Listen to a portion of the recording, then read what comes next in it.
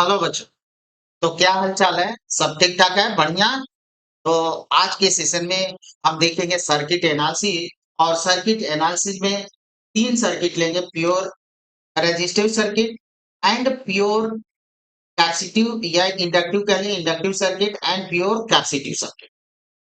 और इसका एनालिसिस करेंगे। क्लास 12 और जो इंजीनियरिंग के छात्र हैं, प्रिपरेशन कर रहे हैं या जो इंजीनियरिंग पढ़ाई कर रहे हैं, वहां पे सर्किट एनालिसिस की काफी जरूरत पड़ती है। तो पहला हम लेते हैं प्योर रेजिस्टिव सर्किट। अब प्योर रेजिस्टिव सर्किट में एक रेजिस्टेंस लेते हैं और इस रेजिस्टेंस को alternating voltage source V equal to V zero sine omega t से ऐड कर देते हैं। अब यहाँ से करंट हमारी इस तरह से फ्लो हो रही है। अब करंट हम क्या करते हैं, इसमें जो रेजिस्टेंस में पोटेंशियल ड्रॉप होगा वो होगा आई आर। और करंट पाथ हम इस तरह से चयन करते हैं, यानी यहाँ से ये वोल्टेज है तो ये वोल्टेज का हो जाएगा V। और यहाँ पे रेजिस्टर है तो ये एंड हायर पोटेंशियल पर है और ये एंड लोअर पोटेंशियल पर। तो हायर से जब लोअर पोटेंशियल की तरफ चलते हैं तो पोटेंशियल ड्रॉप होता है और पोटेंशियल ड्रॉप को लेते हैं निगेटिव। तो यहाँ से हमको इक्वेशन मिलेगा V minus I R equal to zero. यानी ये हम इक्वेशन ले सकते हैं। तो V equal to V naught sine omega T तो हमने ऐड किया है। अब अकॉर्डिंग टू किरचॉफ्स लॉ लगाए तो V minus I R equal to zero. इसको हम लिख सकते हैं V equal to I R, यानी I equal to V by R. V की वैल्यू हम लिखेंगे V naught sine omega T. अब V naught sine omega T upon R. अब ये जो होगा वो peak value of current V zero upon R. तो इसको हम ऐसे लिख सकते हैं I equal to I naught sine omega t where I naught equal to V zero upon R. तो I नॉट की जो वैल्यू होगी वो V जीरो अपॉन आर होगी। तो ये V और ये कहलाता है पीक वैल्यू, यानी किसका? करंट की पीक वैल्यू। और यहाँ पे जो V नॉट है वो वोल्टेज की पीक वैल्यू है। तो अब यहाँ पे जो हमारा इक्वेशन है फर्स्ट और इस इक्वेशन को अगर कंपेयर करते हैं तो दोनों जो होते हैं सेम फेज में हैं। यानी जब वोल्टेज मैक्सिमम होगा तो करंट भी मैक्सिमम होगी और जब वोल्टेज मिनिमम होगा तो करंट भी हमारी मिनिमम होगी। तो therefore current and voltage are same phase and have same frequency। और इनकी फ्रीक्वेंसी भी है वो सेम होगी। अब यहाँ पे हमको ड्रा करना है फेजर डायग्राम। तो पहले हम ले लेते हैं इस तरह से कि फेजर डायग्राम ले लेंगे। और ये फेजर डायग्राम हमारा होगा। तो पहले वेव इक्वेशन और फेजर डायग्राम क्या होता है इससे पहले हम डिस्कस कर चुके हैं फेजर डायग्राम को। बट यहाँ पे पहले हम फेज चेंज निकालेंगे। तो फेज चेंज के लिए पहली चीज तो हमको इक्वेशन मिला V नॉट और ये था साइन ओमेगा टी। और दूसरा इक्वेशन मिला था I equal to I naught sine omega T. और जो फेज डिफरेंस होता है डेल्टा फाई, तो ये होता है phase of V, phase of V minus phase of I। ये होता है फेज ऑफ I। तो अब यहाँ पे देखें कि फेज ऑफ V कितना है? Omega T. और फेज ऑफ I कितना है? Omega T. तो जो फेज डिफरेंस मिला जीरो, यानी फेज डिफरेंस यहाँ पे नहीं। तो पहले हम वेव फॉर्म देखते हैं। V equal to V naught sine omega t, obviously ये साइन वेव होगा। और I equal to I naught sine omega t, यानी जब वोल्टेज मैक्सिमम हो रहा है तो हमारा करंट भी मैक्सिमम हो रही है और जब वोल्टेज मिनिमम है तो करंट भी मिनिमम हो रही है। तो ये जो होगा फेज इक्वेशन, यहाँ पे देखिए कि जैसे हमारा वोल्टेज मैक्सिमम हो रहा है वैसे ही करंट, यहाँ पे करंट और वोल्टेज दोनों मैक्सिमम है। यहाँ पे करंट वोल्टेज दोनों साथ साथ मिनिमम हो रहा है। यहाँ पे करंट वोल्टेज अपोजिट डायरेक्शन में मैक्सिमम हो रहा है और फिर इस जगह पर दोनों साथ साथ मिनिमम हो रहा है। तो इसका फेजर डायग्राम हमको ड्रा करना है। तो ये फेजर डायग्राम क्या होता था कि करंट और वोल्टेज को रोटेटिंग वेक्टर के रूप में, और वो वेक्टर रोटेट करेगा एंटी क्लॉकवाइज में, जिसको बोलते हैं काउंटर क्लॉकवाइज में। तो वेक्टर के रूप में रिप्रेजेंट किया जाता है, उसी को बोलते हैं फेजर डायग्राम। तो ये हमारा फेजर डायग्राम हुआ। अब यहाँ पे देखें कि करंट भी हमारी सेम डायरेक्शन में और वोल्टेज भी सेम डायरेक्शन, तो ये हमारा हो गया करंट और वोल्टेज का। तो यहाँ पे फेजर डायग्राम हम लेते हैं। पहले हम एक्स एक्सिस पर टाइम रखते हैं, वाई एक्सिस पर वोल्टेज और करंट को, और ये ओमेगा टी है, और करंट का भी यही होगा। अब जो फेजर डायग्राम होता उसमें जो पीक कहते हैं कि लेंथ ऑफ द एरो जो होता है पीक वैल्यू को रिप्रेजेंट करता है, और लेंथ और ये projection on y axis represent instantaneous value of quantity, instantaneous value को रिप्रेजेंट करता है। तो यहाँ पे देखें कि अगर हम ये तो लेंथ ऑफ द एरो या एरो जो है पीक वैल्यू को रिप्रेजेंट किया। अब यहाँ से वाई एक्सिस, ये हमारा वाई एक्सिस है, इस पर हमने जो होता है कि प्रोजेक्शन ड्रा किया, तो प्रोजेक्शन ड्रा किया तो ये जो प्रोजेक्शन रिप्रेजेंट करेगा वो V naught sine omega t. Similarly y और i और v में सेम फेज है, तो i का भी इसी पर बनेगा। अब यहाँ पे हम प्रोजेक्शन ले लेंगे, तो प्रोजेक्शन ये हो जाएगा हमारा i equal to I naught sine omega T. ये दो चीजें मिला, यानी यहाँ पे करंट और वोल्टेज जो होते साथ साथ चल रहा है, साथ साथ जीने मरने की कसम खा चुके हैं कि हम साथ ही रहेंगे, साथ ही जिएंगे। तो ये यहाँ पे हो रहा है। अब कुछ इम्पोर्टेंट ये फेजर डायग्राम था हमारा, कुछ इम्पोर्टेंट बातें इसमें देख लेते हैं। और वो क्या है कि I naught equal to V zero upon R peak value. ये तो पहले बता दी पीक वैल्यू को रिप्रेजेंट कर रहा है, और ये करंट का पीक होता है। Peak value of current does not depends upon frequency, frequency पर नहीं डिपेंड कर, but inversely proportional to are.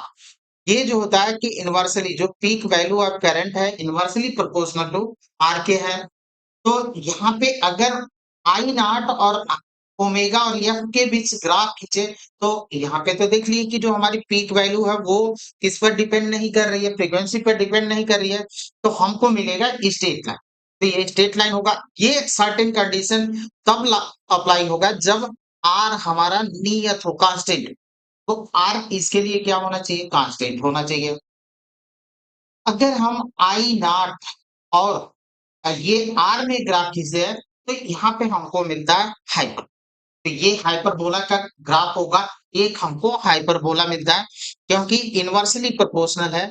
यानी आर हमारा इंक्रीज करेगा तो आई की वैल्यू जो होती है वो डिक्रीज करेगी। तो ये शो कर रहा है हाइपरबोला, हाइपरबोला बोलिक होगा ग्राफ। अब ये कंडीशन होता है एक eight high frequency current follow flow on surface of conductor. Surface on conductor high frequency पर जो हमारी करंट होती है वो कंडक्टर के सरफेस पर फ्लो होती है। This is the called skin effect, इसको बोला जाता है skin effect.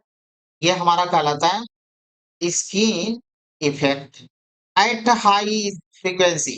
Means high frequency पर, एट हाई या हाई फ्रीक्वेंसी पर जो करंट होती है सरफेस पर, कंडक्टर के सरफेस पर फ्लो होती है, इसको बोला जाता है skin effect. At high frequency due to this effect temperature of conductor increase. अगर हाई फ्रीक्वेंसी है तो टेम्परेचर, टेम्परेचर जो होता है वो कंडक्टर का इंक्रीज करता है, मीन्स आर भी इंक्रीज करता है। यानी टेम्परेचर इंक्रीज करता है तो आर भी हमारा इंक्रीज करता है एट हाई फ्रीक्वेंसी पर। जो होता है कि temperature of conductor increase therefore resistance of conductor also increase. इस कंडीशन में जब ये वाला जो ग्राफ होता है हमारा लागू नहीं होता है, ये ग्राफ जो होता है तब हमारा गलत हो जाएगा। किस कंडीशन में सही है कि जब हमारा रेजिस्टेंस जो होता है वो कांस्टेंट हो, और एट हाई फ्रीक्वेंसी पर टेम्परेचर इंक्रीज करेगा, और जब टेम्परेचर इंक्रीज करेगा तो ऑब्वियसली कंडक्टर का रेजिस्टेंस भी इंक्रीज करेगा। देयरफॉर ये फिगर, ये जो ग्राफ है वो अप्लाई नहीं होगा, ये बात आपको ध्यान रखना है। अब आते हैं हम लोग दूसरे सर्किट पर, प्योर कैपेसिटिव सर्किट। ये हमारी जो होती है प्योर कैपेसिटिव सर्किट है। तो एक हम कैपेसिटर लेते हैं, और इस कैपेसिटर को किससे अल्टरनेटिंग वोल्टेज सोर्स से हम लोग क्या करेंगे, ऐड कर देंगे। अल्टरनेटिंग वोल्टेज सोर्स से ऐड करेंगे और देयरफॉर तब हम लोग कैलकुलेट करेंगे कि आई और वोल्टेज में, करंट और वोल्टेज में क्या फेज रिलेशन निकल कर आ रहा है। तो यहाँ पे हमने कैपेसिटर लिया और कैपेसिटर यहाँ से चले तो यहाँ से सोर्स ने करंट दिया, तो करंट दिया तो ये इस पहली प्लेट पर कैपेसिटर की पॉजिटिव चार्ज आया और दूसरी प्लेट पर नेगेटिव चार्ज, यानी ये हमारा प्लस हो गया और ये हमारा क्या हुआ, नेगेटिव। तो जो यहाँ पे पोटेंशियल, इस कैपेसिटर का जो पोटेंशियल होगा V equal to Q by C. अब अगेन हम यहाँ पे लगाएंगे किरचॉफ्स वोल्टेज लॉ, तो यहाँ पे तो हमने जो ऐड कर दिया अल्टरनेटिंग वोल्टेज सोर्स को V equal to V naught sine omega T, और यहाँ से ऐसे हम पाथ का चयन करते हैं, इधर से इधर आते हैं, यानी ये हाई है ये लो है, पॉजिटिव को हाई ही लेते हैं। तो जो हमारा कैपेसिटर है उसका पॉजिटिव प्लेट वो हाई पर है, तो यहाँ से हाई से लो पर जा रहा है तो मीन्स पोटेंशियल ड्रॉप हो रहा है, तो इसको हम लोग पोटेंशियल को नेगेटिव लेंगे और यहाँ पे इस तरफ चल रहा है, यानी नेगेटिव से पॉजिटिव की तरफ अगर करंट इस डायरेक्शन में तो इसको हम पॉजिटिव मान लेंगे, इसको नेगेटिव। एक्चुअल में अल्टरनेटिंग वोल्टेज सोर्स में पॉजिटिव नेगेटिव दर्शाया नहीं जाता है, करंट के डायरेक्शन पर डिपेंड करता है। तो ये हो गया हमारा V। अब V वोल्टेज है और इस तरफ हम चल रहे हैं, तो ऐसे ये पाथ का हमने चयन किया, इस तरह से हम चलेंगे, ऐसे आएंगे।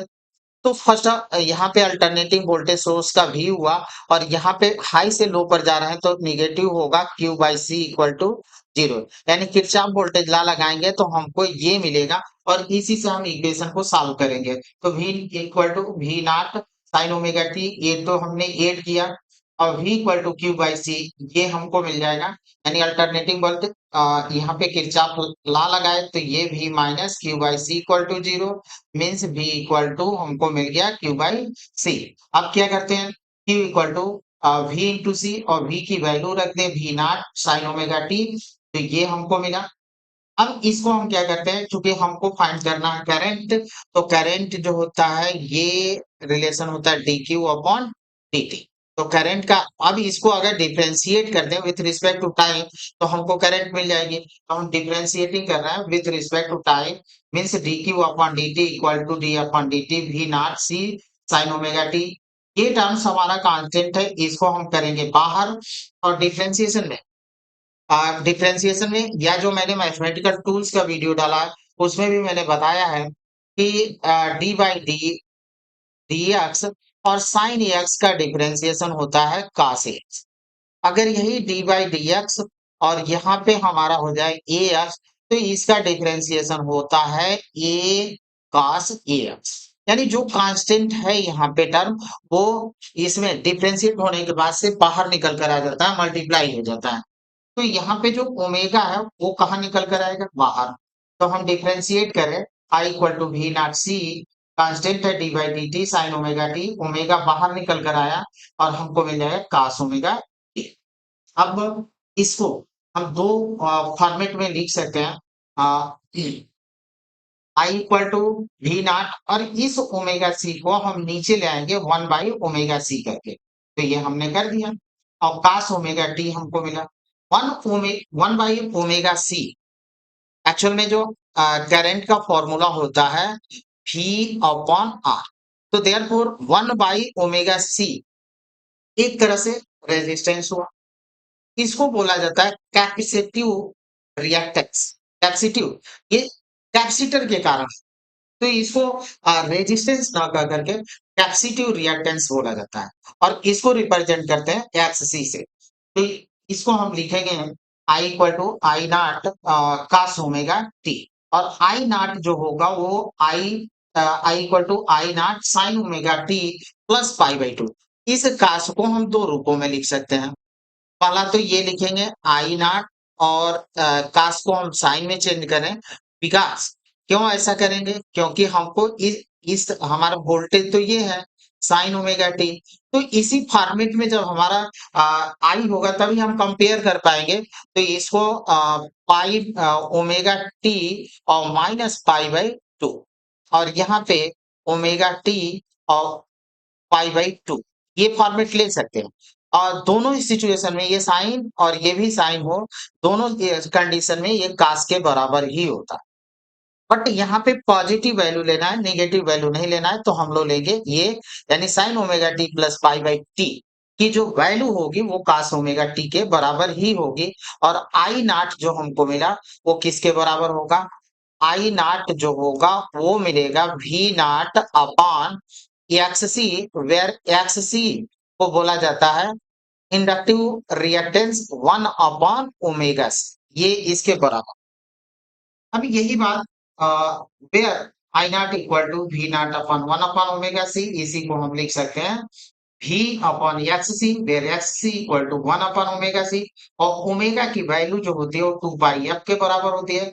तो इसको इफेक्टिव रेजिस्टेंस बोलते हैं, इसको कहा जाता है रेजिस्टेंस, इफेक्टिव रेजिस्टेंस, या इसी को कहा जाता है ये चीज the capacitive reactance of the capacity, यानी कैपेसिटिव रिएक्टेंस का है या इफेक्टिव रेजिस्टेंस का है। ये रेजिस्टेंस नहीं कहते हैं क्योंकि ये सिर्फ कैपेसिटर के कारण है, इसमें रेजिस्टेंस का कोई पार्ट नहीं है, इसलिए इसको कैपेसिटिव रिएक्टेंस कहा जाता है। अब हमको बनाना है फेजर डायग्राम, तो जैसे कि पहले हम वेव फॉर्म देखते हैं। और वेव फॉर्म में हम पहले कंपेयर कर लें v equal to V naught sine omega T, और जो करंट मिली I equal to I naught sine omega T plus pi by two. अब यहाँ पे हम कंपेयर करें तो फेज चेंज भी देख सकते हैं। और फेज चेंज जो हमारा फेज चेंज था डेल्टा फाई इक्वल टू किसका, फेज ऑफ v, तो फेज ऑफ v कितना है omega T minus phase of current, तो करंट का फेज कितना omega T plus pi by to, modulus में है। ओमेगा टी ने ओमेगा टी को मार दिया तो हमको मॉडुलस मिला पाई बाई टू, और ये बाहर निकल कर आएगा तो मिल जाएगा पाई बाई टू। यानी वोल्टेज और करंट में जो फेज चेंजिंग है वो पाई बाई टू है, और करंट हमारी लीड्स कर रही है वोल्टेज से पाई बाई टू फेज। और दूसरे रूप में हम कह सकते हैं कि जो हमारा वोल्टेज है वो लेग्स कर रहा है करंट से पाई बाई टू फेज। तो वोल्टेज हमारा कैपेसिटिव जब सर्किट होता है तो वोल्टेज हमारा लेग्स करता है, पीछे चलता है, और करंट हमारी आगे चलती है। इसी को current leads the voltage by an angle of pi by two radians. और इसी को हम ऐसे भी कह सकते हैं कि potential across capacitor legs behind the current by pi by E an angle pi by two. ये हमारा कॉन्सेप्ट है यहाँ पे। अब इसी को हम फेजर डायग्राम के रूप में रिप्रेजेंट करेंगे, तो पहले हम जैसे हर बार बनाते हैं, पहले वेव फॉर्म बनाते हैं, उसके बाद से यहाँ पे देखेंगे कि जो हमारा वोल्टेज है वो लेग्स कर रहा है, यानी करंट हमारी जो होता है कि पाई बाई टू फेज अहेड आगे चल रही है, और वोल्टेज हमारा पाई बाई टू फेज बिहाइंड है, लेग्स कर रहा है, पीछे चल रहा है। तो ये करंट का है और ये हमारा वोल्टेज का है। अब ये सिचुएशन कंडीशन बनते हैं इसके लिए, तो ये वेव फॉर्म है। अब यहीं पे हम रोटेटिंग वेक्टर का फॉर्मेट देखेंगे। तो पहले हमने दो सर्किल ड्रा किया। एक सर्किल हमारे लिए है किसके लिए, करंट के लिए, और दूसरी सर्किल वोल्टेज के लिए है। अब यहाँ पे पहला हमने देखा ये वोल्टेज है, और ये वोल्टेज एक्चुअल में मैंने फॉर्मेट इस तरह से इसको हम बना सकते हैं कि ये यहाँ पे आएगा, और करंट जो होता है कि पाई बाई टू फेज आगे चल रही है, यानी ये वोल्टेज का पीक है वी नॉट, तो करंट का पीक यहाँ पे आई नॉट। और ये हम देखें कि ओमेगा टी, तो ये इनिशियल फेज हुआ दोनों के लिए, ओमेगा टी है। और पाई बाई टू जो करंट हमारी है वो इससे पाई बाई टू फेज अहेड है, आगे है, तो हम ओमेगा टी में पाई बाई टू को ऐड कर देंगे। यानी ये जो वेक्टर है एक v को रिप्रेजेंट कर रहा है और एक i को, ये हमें इनके बीच एंगल जो होगा हमेशा 90 डिग्री का होगा। अब इसी को ग्राफिकली ये रोटेटिंग वेक्टर कहलाते हैं। ग्राफिकली अब हमारा फेजर डायग्राम है, तो पहले हमने एक्स एक्सिस पर टाइम को रिप्रेजेंट करेंगे, वाई एक्सिस पर वोल्टेज और करंट को रिप्रेजेंट करेंगे। और ये है वोल्टेज, वोल्टेज और करंट दोनों, वोल्टेज हमारा ओमेगा टी इनिशियल फेज है, और तभी हम लोगों ने देखा कि जो वेक्टर का लेंथ होता है, वो रिप्रेजेंट करता है पीक ऑफ द वोल्टेज या पीक वैल्यू को। तो ये हम लिख देंगे यहाँ पे वी नॉट, तो ये हमारा वी नॉट हुआ। अब यहाँ से जब हम वाई एक्सिस पर प्रोजेक्शन ड्रा करते हैं, तो वो रिप्रेजेंट किसको करता है? Instantaneous value. तो हम प्रोजेक्शन ड्रा किए तो ये रिप्रेजेंट किया v equal to V naught sine omega T, और ये किसको रिप्रेजेंट कर रहा है? रिप्रेजेंट कर रहा है इंस्टेंटेनियस वैल्यू। अब यहाँ से इस वेक्टर से, यानी इस वेक्टर से पाई बाई 2 फेज आगे है करंट, तो हम यहाँ से पाई बाई 2 फेज ड्रा कर लेंगे। ये तो पीक हो गया, और यहाँ पे I equal to I naught sine omega t instantaneous value, और ये एंगल होगा पाई बाई 2। इसको बोलेंगे phasor diagram of capacitive circuit. तो ये कैपेसिटिव सर्किट का फेजर डायग्राम है। अब आते हैं हम लोग इसी का कुछ और कॉन्सेप्ट लेते हैं, क्योंकि हमारे पास कुछ और मिला था। Capacitive reactance. तो कैपेसिटिव रिएक्टेंस में X equal to 1 upon omega C, इसी को हम लिख सकते हैं 1 अपॉन 2 पाई एफ सी। अब यहाँ पे हम देख रहे हैं कि जो हमारा कैपेसिटिव रिएक्टेंस है, वो डायरेक्टली प्रोपोर्शनल है 1 अपॉन एस। इतना गंदा हो गया, कोई बात नहीं। 1 अपॉन एफ, और X C is directly proportional to C, 1 by C, 1 by F, 1 by C. अब एक्स-सी और सी में हम ग्राफ खींचे तो हमको क्या मिलना चाहिए? हाइपरबोला मिलना चाहिए। तो यहाँ पे हम X C directly proportional to 1 by F, frequency के X C directly proportional to 1 by C, capacitance के। अब ग्राफ खींचे हम किसमें? एक्स-सी और फ्रीक्वेंसी में, तो हमको मिलेगा हाइपरबोला। तो ये हुआ हाइपरबोला। अब सिमिलरली अगर हम ग्राफ खींचते हैं एक्स-सी और सी के बीच, तो हमको क्या मिलेगा? ये भी मिलेगा एक तरह से कह लें तो वो हाइपरबोला होता है। अब लेते हैं हम लोग एक और ग्राफ लेते हैं, और वो ग्राफ लेंगे आई नॉट और एफ। तो ये होगा स्ट्रेट लाइन। आई नॉट और एफ में जो ग्राफ होगा हमारा, वो होगा स्ट्रेट लाइन। तो स्ट्रेट लाइन ग्राफ है।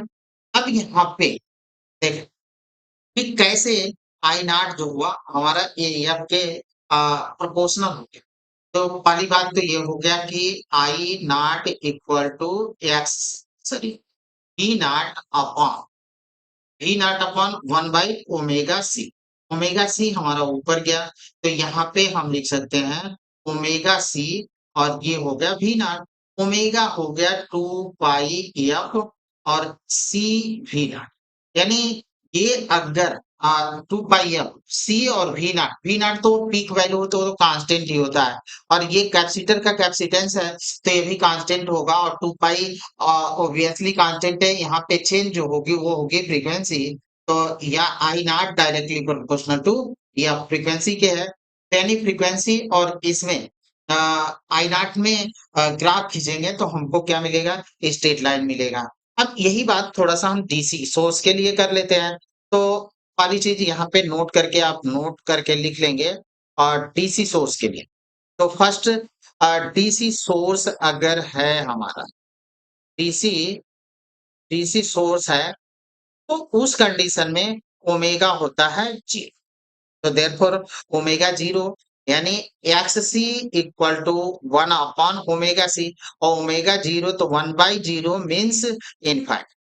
यानी जो कैपेसिटिव रिएक्टेंस होता है डीसी सर्किट के लिए इनफाइनाइट होता है। In steady state capacitor block current through it.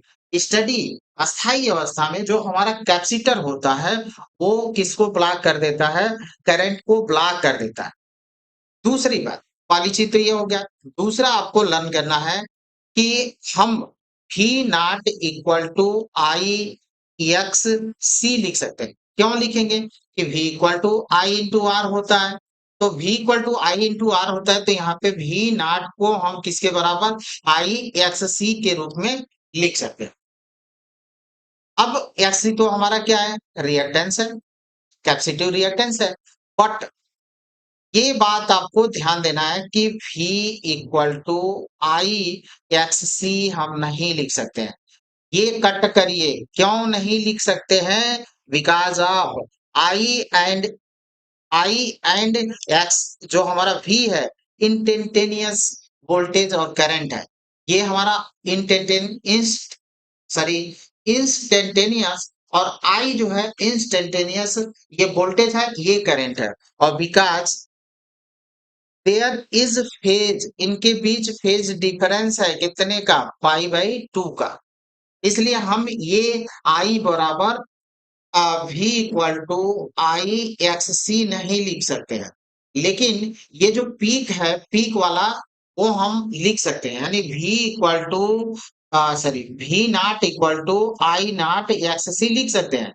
But V equal to I X C नहीं लिख सकते हैं क्योंकि ये इंस्टेंटेनियस वैल्यू है वोल्टेज और करंट का और इनके बीच फेज चेंज है π/2 का।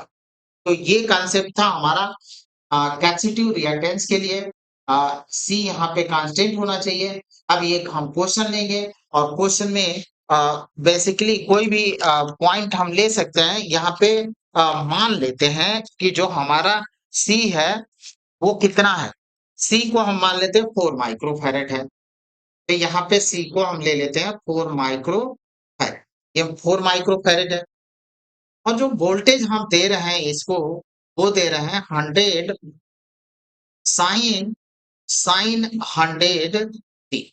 ये अब हमसे पूछ रहा है फाइंड आई इक्वेशन, यानी हमको फाइंड करना है किसका आई इक्वेशन, यानी इक्वेशन आई का इक्वेशन फाइंड करना है। और आई का इक्वेशन किस में होना चाहिए वर्सेस टाइम, टाइम में होना चाहिए। और दूसरी बात आई एवरेज हमको फाइंड करना है फुल साइकिल के लिए और half cycle. Full cycle first condition full cycle और सेकंड कंडीशन हमारा होगा हाफ साइकिल के लिए। तो एवरेज वैल्यू भी हमको फाइंड करना है फुल साइकिल और हाफ साइकिल भी। तो आइए पा लीजिए यहाँ पे अगर हम स्टैंडर्ड फॉर्मेट से कंपेयर करते हैं तो भी V नॉट ये हो गया और ये V है और साइन ओमेगा टी। तो यहाँ पे V नॉट हमको दिख रहा है 100 है और ओमेगा भी हमको दिख रहा है 100। दोनों चीज हमको मिल गया, V नॉट मिला 100 मिला। तो आई एवरेज पहले इक्वेशन फाइंड कर लेते हैं। तो आई इक्वल टू तो होगा कैपेसिटर है तो V नॉट अपॉन एक्स सी और साइन ओमेगा टी ये होगा। और फेज चेंजिंग भी होता है π/2 का, तो हम लिख सकते हैं अगर मान लेते हैं कि यहाँ पे अगर ऐसे दिया होता 30 डिग्री करके दिया होता तो ये लिखते हैं +30 और इसी में हमारा कितना करंट जो होती है 90 डिग्री लीड्स करती है, तो हमको ऐड करना पड़ता 90 डिग्री को भी। तो ये ऐड करना पड़ता क्योंकि करंट जो होती है इसमें इस कंडीशन में हमारी क्या होती है लीड करती है, तो लीड करेगी करंट, तो हमको ये करना पड़ता। ठीक है, तो ये तो हुआ। अब यही बात हम देखें कि अब इसको हमको ये कैलकुलेट करना है। तो पहले हमको एक्स सी सही है, तो एक्स सी के लिए 1/ओमेगा सी है और सी तो यहाँ पे 1/ओमेगा तो 100 है और सी हमारा 4 into 10 to power -6 farad, 10 to power -6 farad. अब ये 2 यहाँ से कैंसिल हुआ, ऊपर गया 10 टू पावर 4 नीचे हुआ 4। अब इसको हम कट करेंगे तो यहाँ से हम ले लेते हैं 100 into 10 power 2 upon 4 25 into 10 to power 2 ये हमको मिल जाएगा। तो ये तो हमारा कैलकुलेशन हो गया एफसी का। तो यहाँ से वी नॉट दे रखा 100 और ये 25 into 10 to power 2, 10 to power 2 से ये कैंसिल होगा 1/25 और इसको हम कट करेंगे तो हमको मिलेगा 0.4 एम्पियर। अब हम यहाँ पे आई की वैल्यू आई इक्वल टू ये रख सकते हैं वी नॉट, ये तो हमको वी नॉट की वैल्यू मिली I I equal to I naught, ये आई नॉट है। वी नॉट तो हमारा वी नॉट तो है ही है सर 100 दिया है सॉरी, ये आई नॉट हमने कैलकुलेट किया है इसको I naught equal to V naught upon X. तो आई नॉट कैलकुलेट कर लिया, आई नॉट हमको मिल गया 0.04 एम्पियर। देयरफॉर जो हमारा इक्वेशन होगा आई इक्वल टू आई नॉट 0.04 और साइन, अब यहाँ से ओमेगा टी तो है ही है, प्लस ओमेगा टी और प्लस 130 130 सॉरी 120 अब ये 30 ये दिया है, तो इसे इसका मतलब अब इस फेज से, इतने फेज से हमारी करंट जो होती है 90 डिग्री अहेड होती है, आगे होती है। तो इसमें अगर माइनस दे दिया तब भी हम 90 को ऐड करेंगे तो यहाँ पे हमारा कितना हो जाता है, 60 हो जाता है। तो आपके ऊपर देखना है। और जो हमारा आई एवरेज होता है वो फुल साइकिल के लिए तो जीरो ही होगा, चाहे हम कैपेसिटर ही क्यों ना लगाएं। तो फुल साइकिल के लिए हमारा जीरो हो गया। हाफ साइकिल के लिए जो होता है कि हम लोग कैलकुलेट किए थे, वो था कितना, 2 I naught upon pi, 2 I naught upon pi. Therefore 2 into I naught की वैल्यू 04 अपॉन यहाँ पे पाई की वैल्यू रख देंगे, पाई की वैल्यू 3, 2 into 0.04 अपॉन 314। अब इसको आप कैलकुलेट कर सकते हैं, जो रिजल्ट आए वो एम्पियर में हमारा रिजल्ट मिल जाएगा। एक क्वेश्चन और भी इम्पोर्टेंट क्वेश्चन हम ले सकते हैं, हम इसी को इरेज कर देते हैं और देन कैलकुलेट करते हैं। आप स्क्रीनशॉट लेना चाहें तो ले सकते हैं। अ, और ये इसी पर हम कैलकुलेट करेंगे, क्योंकि फिगर हमारा यहीं पे है। तो ये कैलकुलेट कर लें हम लोग। तुम तो ठहरे परदेसी, साथ क्या निभाओगे, तुम तो ठहरे परदेसी, साथ क्या निभाओगे, तुम तो ठहरे परदेसी, साथ क्या निभाओगे। हाँ, तो देखिए कि फिर हम ये सी को उसी रूप में हम रहने देते हैं जिस रूप में है, और यहाँ पे 4 माइक्रोफैरेड ही रहने देते हैं। और यहाँ से हम वोल्टेज हमारा नहीं दिया है ये, और यहाँ से करंट जो फ्लो हो रही है वो 100 साइन 100 टी और प्लस टी प्लस 30 डिग्री, ये हो, ये दे रखा है। तो हमको कैलकुलेट करना है यहाँ से भी। तो चलिए, आई इक्वल टू आई नॉट और साइन ओमेगा टी प्लस 30, ये दिया। यानी करंट से वोल्टेज जो होता है 90 डिग्री अहेड है, पीछे की तरफ। तो पहले चीज तो ओमेगा टी प्लस 30 जो वोल्टेज का इक्वेशन होगा वो भी नॉट होगा, और साइन तो होबे करेगा ओमेगा टी और प्लस 30 माइनस 90, क्योंकि ये तो 90 डिग्री पीछे है और ये करंट का इतना दे रखा है। तो ये वाला पोर्शन हमारा क्लियर हुआ। हमको फाइंड करना है वी नॉट, और वी नॉट जो होता है इक्वल होता है किसके, वी नॉट हमको कैलकुलेट करना है, देयरफॉर बाकी हमारा मिल जाएगा। और वी नॉट होगा I naught X C. I naught तो यहाँ पे दिख रहा है 100 है, तो आई नॉट को हमने रख दिया 100। फिर ओमेगा इंटू सी, ओमेगा इंटू सी, और ओमेगा यहाँ पे हमको दिख रहा है 100, तो ओमेगा भी रख दिया, और सी को हम ले ले रहे हैं 4। तो हमारा कैलकुलेशन हो जाएगा 100 into 4 into 10 to power minus कितना 6, माइक्रो में 6 होता है, 2020, यानी 4 यहाँ से कम होगा, तो 4 into 10 to power minus 2, V naught भी हमको मिल गया। तो देयरफॉर जो वी का इक्वेशन होगा V naught 4 into 10 to power minus 2, इसको हम 0.04 भी लिख सकते हैं। और साइन ओमेगा टी प्लस ये 100 टी है, तो ओमेगा की जगह पर हम 100 ही रखेंगे, 100 टी और प्लस 30 माइनस 90 का मतलब हो गया 60। ये हो जाएगा V की वैल्यू। अब आते हैं हम लोग दूसरी सर्किट है हमारे इंडक्टिव सर्किट। तो इंडक्टिव सर्किट जब प्योर इंडक्टिव सर्किट हो तो हम लोग क्या करेंगे, कैसे इसको सॉल्व करेंगे, सर्किट को एनालिसिस कैसे करेंगे, वो हमको देखना है। प्योर इंडक्टिव सर्किट में तो पहली चीज़ तो हम यहाँ पे एक सर्किट ले लेते हैं जिसमें इंडक्टर है और ये अल्टरनेटिंग वोल्टेज सोर्स से कनेक्ट है। तो यहाँ पे V equal to V naught sine omega T हम लिख देंगे। देयरफॉर अब यहाँ पे देखें कि करंट तो हमारी इधर से ही चले, करंट हमारी ऐसे चलेगी। तो पहली चीज तो ये अपोज करेगा मीन्स इस साइड ये अपोज करेगा तो जो ये साइड है वो हो जाएगा प्लस और दूसरा साइड जो होगा वो हो जाएगा नेगेटिव क्योंकि यहाँ पे अपोज होगा तो ये प्लस और माइनस। फिर हम जो किरचॉफ का नियम है ये वाला लगा लेते हैं यानी डी नॉट से हम चलकर अपने लेफ्ट की तरफ से फिर राइट के घूमते हुए आएंगे।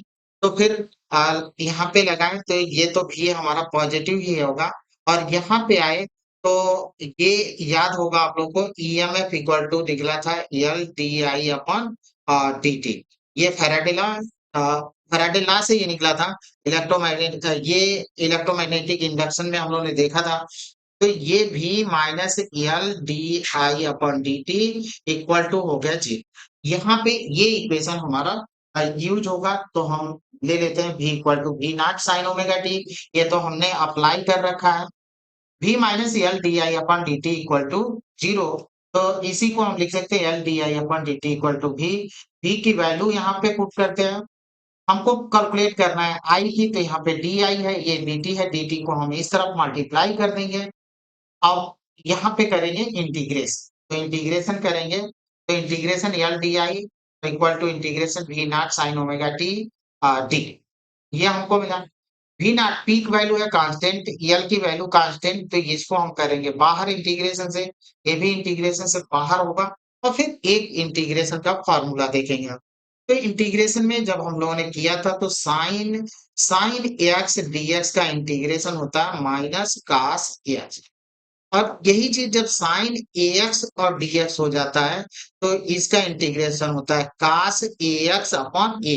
यानी जो कांस्टेंट होता है इंटीग्रेशन करते हैं तो वो डिवीजन में आता है और वही जब डिफरेंशिएशन करते हैं तो वो मल्टीप्लिकेशन में आता है। काफी बेहतर एक ट्रिक है कि इंटीग्रेशन में कांस्टेंट डिवाइड में आएगा और जो उसका डिफरेंशिएशन करेंगे तो वो मल्टीप्लिकेशन में जाएगा। तो L D I V naught को हमने निकाल लिया एल आई डी आई का इंटीग्रेशन आई और वी नॉट और साइन ओमेगा टी का minus cos omega T upon omega ये इंटीग्रेशन तो एल हमको आई चाहिए तो V naught upon omega L minus cos omega T. तो ये माइनस कास ओमेगा टी मिला। अब इसको हमको अरेंज करना है हमको इस फॉर्मेट में बनाना है V naught sine omega T के फॉर्मेट में तभी तो हम कंपेयर कर पाएंगे। तो साइन ओमेगा टी पहली चीज तो ये हो गया sine minus theta equal to होता है माइनस साइन थीटा ये ध्यान दें। दूसरी बात sine pi by two minus theta equal to होता है कास थीटा। ये दो रिलेशनों को यूज करके हम यहाँ पे इसको कैलकुलेट करेंगे। तो I equal to V naught upon omega L sine omega T minus pi by two. अब इसी को आपको देखना है कि ये कैसे। पहली चीज तो हमने यहाँ पे ले लिया माइनस है ही है तो माइनस साइन ऑलरेडी यहाँ माइनस है तो माइनस ले लिया साइन और ये ले लिया pi by two minus omega T. अब फर्स्ट इक्वेशन लगाए minus sine theta equal to sine minus theta. तो यहाँ पे ऐसे हम लगा सकते हैं pi by two minus omega T. Therefore sine इसको हम लगा सकते हैं इस ब्रेक इसको हम अंदर की तरफ ले जाए तो ये अंदर इसको निगेटिव करेगा इसको पॉजिटिव यानी ओमेगा टी और माइनस पाई बाई ये रिजल्ट हमारा होगा sign omega T minus pi by ये तो इसी को हमको लिख लिए यहाँ पे। अब V naught upon omega L अब रेजिस्टेंस जो होता है I equal to V upon R होता है। उस फॉर्मेट में ये देखें तो ओमेगा एल भी रेजिस्टेंस ही है और ये इसको बोलते हैं इंडक्टिव रिएक्टेंस। इंडक्टिव रिएक्टेंस और एक था हम लोग का capacitive reactance one upon omega C और ये है हमारा इंडक्टिव रिएक्टेंस। तो ये इंडक्टिव रिएक्टेंस है। अब इसको हम क्या करते हैं I equal to I naught sine omega T minus pi by 2 ले लेते हैं और यहाँ से जब यहाँ पे चले तो अब आई नॉट हमको कितना मिला? आई नॉट जो हमारा मिला वी नॉट अपॉन एक्सएल और एक्सएल हम बता चुके कितने ओमेगा एल के बराबर हुआ। तो एक्सएल ये x L V naught upon omega L effective resistance तो ये नहीं है एक्स यहाँ लिख देते हैं एक्सएल इक्वल टू ओमेगा इसको बोलते हैं इफेक्टिव रेजिस्टेंस या ये the inductive reactance of the capacitor नहीं होगा यहाँ पे इंडक्टर तो इंडक्टर का तो इसको हम इंडक्टर का तो ये हमारा इंडक्टिव रिएक्टेंस ये पहले सब कुछ बता दिए आपको। अब हमारा V equal to V naught sine omega t है I equal to I naught sine omega T minus pi by two यानी हम देख रहे हैं कि इसमें वोल्टेज जो होता है पाई बाई टू लीड्स कर रहा है और करंट हमारे पाई बाई टू जो होता है लेग्स कर रही है पीछे चल यानी इसमें वोल्टेज हमारा लीड्स कर रहा है करंट जो होती है पीछे चल रही है तो हम ये बात करते हैं current leads the voltage by an angle pi by two radian are with voltage across inductor leads current by an angle pi by 2 यहाँ पे इंडक्टर रहेगा इंडक्टर इंडक्टर तो यहाँ पे वोल्टेज लीड कर रहा है अब ये बात को वाली चीज तो हम वेव फॉर्मेट इसका ड्रा कर लिया तो ये हमारा वोल्टेज का है और ये हमारा करंट का है तो वोल्टेज का पीक पहले आ रहा है यानी वोल्टेज हमारा पहले है और करंट हमारे बाद क्योंकि करंट का जो पीक है वो बाद में आ रहा है और वोल्टेज का पीक पहले आ रहा है और इनके बीच फेज चेंजिंग है पाई बाई टू की तो पाई बाई टू जो फेज डिफरेंस है वो कितना है पाई बाई टू का अब यहाँ पे हम इसका फेजर डायग्राम ड्रा कर लेते हैं तो फेजर डायग्राम में पहले हमने किसको v को रिप्रेजेंट करने के लिए एक वेक्टर लिया और ये हो गया v नॉट और ये जो होता है कितना ओमेगा टी बनाएगा एंगल तो ये ओमेगा टी और दूसरा जो होगा वो कितना है ओमेगा टी में से एंटी का निगेटिव है तो ये है v equal to V naught sine omega T और दूसरा है I equal to I naught sine omega T minus pi by two ये है तो ओमेगा टी तो यहाँ पे है और इसमें ओमेगा टी में से कितना पाई बाई टू यानी ये जो होता है एंटी क्लॉकवाइज डायरेक्शन में ओमेगा टी और क्लॉकवाइज डायरेक्शन में कितना पाई बाई टू तो यानी ओमेगा टी में से पाई बाई टू हमारा सब्ट्रैक्ट हो जाएगा अब इसी को हम फिर अगेन फेजर डायग्राम के रूप में प्रदर्शित कर सकते हैं अब पहले हम ई को ड्रा किए और ये किस डायरेक्शन में एंटी क्लॉकवाइज काउंटर क्लॉकवाइज में ओमेगा टी होगा और इससे कम पाई बाई टू होगा तो पहले हम वी नॉट ये तो रिप्रेजेंट करेगा प्रोजेक्शन इंस्टेंटेनियस वैल्यू को v equal to V naught sine omega T और फिर ये जो होगा आई नॉट होगा और ये रिप्रेजेंट किया आई नॉट साइन ओमेगा टी और ये जो होता है कितना माइनस पाई बाई टू तो माइनस पाई बाई टू ये हमारा फेजर डायग्राम होगा अब इस पर एक छोटा सा क्वेश्चन कर लेंगे फिर ये हमारा कंप्लीट हुआ टॉपिक तो ये क्वेश्चन है हमारा और हाँ एक बात और कि पहली चीज कि अगर डीसी सोर्स है तब तो वो नोट करके आपको लिखना है नोट कर लें कि अगर हमारा डीसी सोर्स है तो पहली कंडीशन अगर सोर्स हमारा डीसी है तो सोर्स अगर डीसी है तो क्या जीरो होगा ओमेगा इक्वल टू जीरो और ये जो हमारा मिला है कि X L equal to omega L X L equal to omega L है तो ओमेगा हमारा जीरो है मीन्स एक्सएल क्या है जीरो एक्सएल हमारा जीरो है तो एक्सएल जब जीरो हो गया तो फिर यहाँ पे हमको ये मिल गया कि जो हमारा इंडक्टिव सर्किट है और एक्सएल हमारा जीरो है मीन्स जो हमारा सर्किट होगा वो किसके तरह से स्टडी स्टेट में एक कंडक्टर की तरह से बिहेव्स करेगा सेकंड इसका पार्ट हम लोग देखेंगे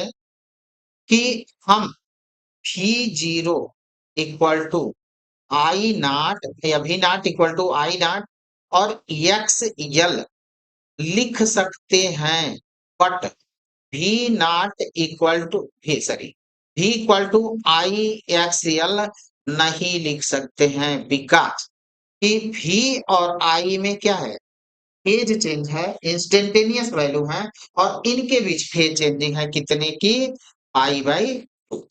तो ये हम नहीं लिख सकते। तो ये इंडक्टिव रिएक्टेंस तो था ही हम लोग का। एक्सएल ये देख सकते हैं, तो X L equal to X L directly proportional है यल के और एक्सएल डायरेक्टली प्रोपोर्शनल है यल। तो यल और एफ में हम ग्राफ खींचे तो हमको क्या मिलना चाहिए, स्ट्रेट लाइन मिलना चाहिए। तो यहाँ पे हमारा स्ट्रेट लाइन मिला। एक्सएल और यल में ग्राफ, लेकिन यल यहाँ पे क्या होना चाहिए, कांस्टेंट। अब एक्सएल और यल में ग्राफ खींचते हैं तो हमको क्या मिलेगा, स्ट्रेट लाइन। लेकिन यहाँ पे कौन कांस्टेंट होगा, हमारा कांस्टेंट होगा आ, कौन सा, एफ कांस्टेंट। तो एफ को क्या होना चाहिए, कांस्टेंट। अब एक चीज है कि आई नॉट और फ्रीक्वेंसी में हम ग्राफ खींचेंगे तो क्या, तो पहली चीज तो आई नॉट इक्वल टू होता है कितना है, वी नॉट अपॉन एक्सएल, और वी नॉट और एक्सएल हो गया ओमेगा एल, और वी नॉट हुआ और ये 2 पाई एफ एल। हमको चाहिए आई नॉट, तो यहाँ पे देखिए वी नॉट तो हमारा कांस्टेंट है, पीक वैल्यू है, तो 2 पाई ऑलरेडी कांस्टेंट है, एल भी कांस्टेंट है, तो आई इनवर्सली प्रोपोर्शनल हुआ फ्रीक्वेंसी के, यानी आई और एफ के बीच जो ग्राफ होगा वो हाइपरबोला होगा। तो यहाँ पे हम लिख सकते हैं कि graph between I and F या I versus F is hyper. ये कांस्टेंट हो गया। अब एक क्वेश्चन हम लेंगे और ये क्वेश्चन है हमारा इस जगह पर, और सिंपल कोई भी यल इक्वल टू मान लेते हैं कि 2 हेनरी है, 2 हेनरी, और वी नॉट इक्वल टू यहाँ पे 10 साइन 100 टी प्लस 30 है, 100 टी प्लस 30, ये ले लेते हैं साइन, हाँ साइन 100। तो आपको फाइंड करना है वही चीज, आई नॉट को फाइंड करना है। तो आई नॉट फाइंड करें, आई आरएमएस पूछ सकता है, आई एवरेज पूछ सकता है, और ये तो यहाँ पे आपको फाइंड करना है equation, equation of I versus T graph, I versus T. तो चलिए हम इजिली इसको, तो वी नॉट यहाँ से हमको, अगर ये देख रहे हैं कि V equal to V naught sine omega T होता है, और यहाँ पे भी दिया है वी नॉट साइन 100 और टी प्लस 30 डिग्री, ये दे रखा है। तो ये 10 है, ये 10 है, तो वी नॉट तो हमारा मिल गया 10, 10 वोल्ट। तो ये हो जाएगा 10 वोल्ट, 10 वोल्ट हो गया। और ओमेगा की जो वैल्यू है वो हो जाएगी कितनी, 100। ओमेगा की वैल्यू 100 हो गई। अब हमको आई नॉट चाहिए, तो आई नॉट के लिए हमको एक्सएल चाहिए, ओमेगा एल चाहिए, तो ओमेगा हो गया 100, एल हो गया 2, तो 200, और ये चाहिए I naught, I naught equal to V naught upon X L. V naught जो है 100 कितना है, 10 वोल्ट, और एक्सएल है हमारा 200, 10 कैंसिल, 20 का हम डिवाइड करेंगे 100 में तो हमको मिलेगा 0.05, ये मिल गया। तो I equal to I naught sine omega t 100 t plus 30, और कितना इससे पीछे होता है, -90 डिग्री, ये हो गया। अब यहाँ पे आई नॉट हम लोग निकालनी है ये, तो 0.05 साइन 100 टी -60, ये हमारा रिजल्ट होगा। Thank you. वीडियो अच्छी लगी हो तो लाइक करें, कमेंट करें और हमारे चैनल के शेयर भी करें।